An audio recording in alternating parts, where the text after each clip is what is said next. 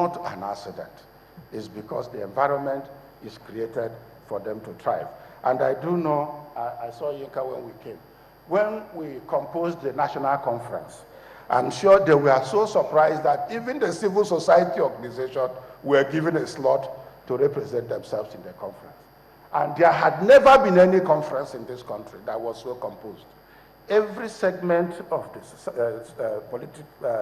the polity were encouraged to participate in that all-important conference because they have to be stimulated to be interested in what concerns them as a people. And so, you also can agree with me that anybody can so exercise this right of free expression to criticize government, to abuse president, to abuse any public officer at no cost to his interests or even his person. Nobody's business had been clamped down on because he abused president or because he has, nobody has no political prisoner in Nigeria, nothing. And you agree with me.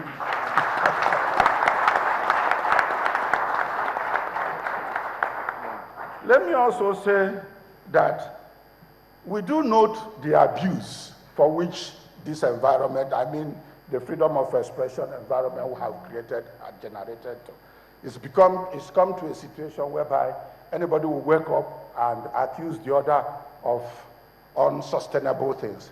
But we are not worried about this aspect of it because we believe that the second phase of our maturing democracy is such that people will become more conscious of their reputation, and that will encourage the stimulation of the application of the law of libel.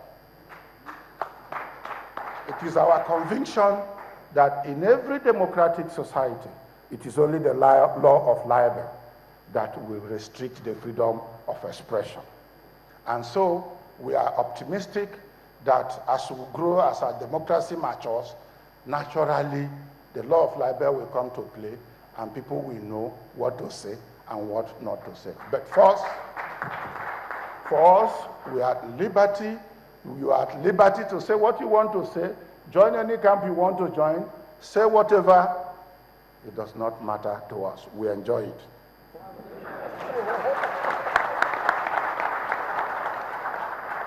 We have also promoted freedom of association, more particularly freedom of political association.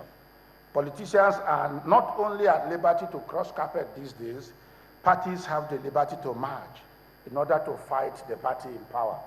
Before now, you and I know that you hear about parties going into alliance after election, not to merge before election to fight a sitting party. But we created the environment, we encouraged that the liberty of anybody to do whatever he chose, and today you have the APC as a merger of a number of parties. You agree with me, a few years back, nobody would have allowed them to merge. At times, people think we are concerned about the activities. No, we enjoy it. We watch them in appreciation as our own creation.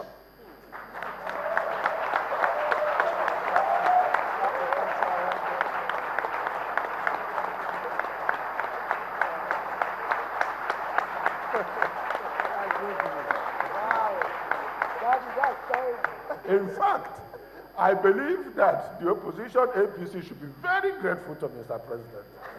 They should.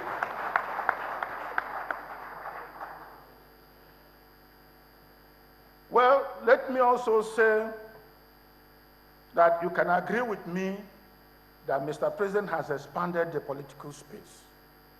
He has promoted maximum enjoyment of political rights, and indeed has restored to our body politic competitive, democratic participation.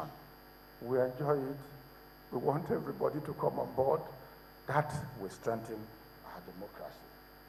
I may go to say that an enhanced political environment is what now is enjoyed as opposition movement. Mr. President believes that strong opposition movement is good for our democratic progress. If anybody wants to at any time, it's at liberty, we are happy with it. Again, We have promoted strong democratic institutions. The results are as follows. We now have vibrant and stable National Assembly. All of you know when I was in the National Assembly, or a few National Assemblies before now, how turbulent it was. Today, we have stability, we have vibrancy, and indeed, if you are watching from a little distance, you wouldn't know that it's a design, it's a strategy, and it's a creation of this administration. We can proudly say that we have guaranteed the stability of the parliament. Let me also say on this, the second result, we now have most independent and assertive judiciary. We also have government institutions be guided by best international practices, not by directives of Mr. President.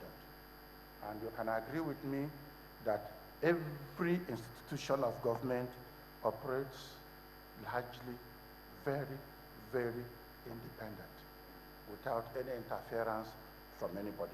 And the idea is that every institution must be encouraged to grow. I can go on and on our political objective, but what is important tonight and what I determined to do tonight is simply to give you a little highlight.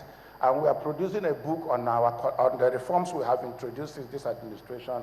You can have more details from that and also from the transformation agenda document.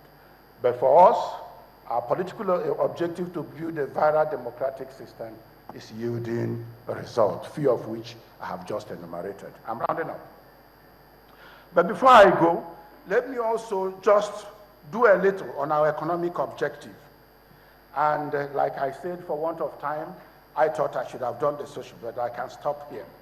On our economic objective, the president is determined to build sustainable economic infrastructure that will maintain enviable growth and launch the country as one of the best economies in the world in line with Vision 2020.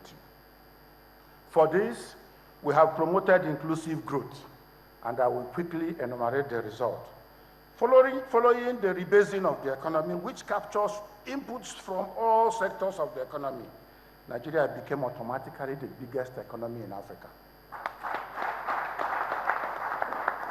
Some people may not understand what the rebasing is all about. It's not simply to project Nigeria as the biggest economy in Africa, but the greatest essence of it is that it took time to capture all the economic productive sectors that were hitherto neglected, and by the time you identify and capture them, then you bring them into planning and stimulate them further to produce more.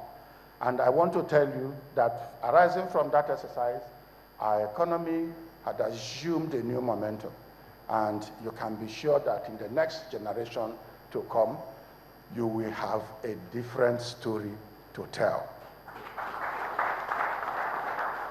In order, like by the time I conclude, you will realize, you will understand what I mean, that we are not working for the next election, but for the next generation. The next result our inclusive growth approach has produced is that catalytic reform programs are being implemented to create enduring structure for sustainable economic growth. And I'll give you examples.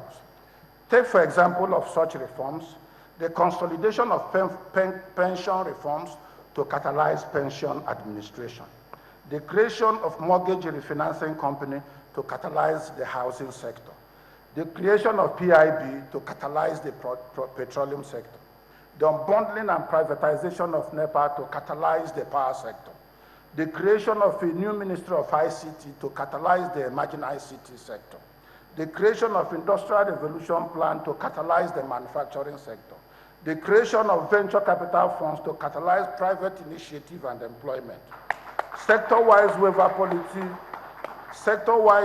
policy to stimulate investment, creation of Nigerian sovereign investment authority to save and invest for the next generation.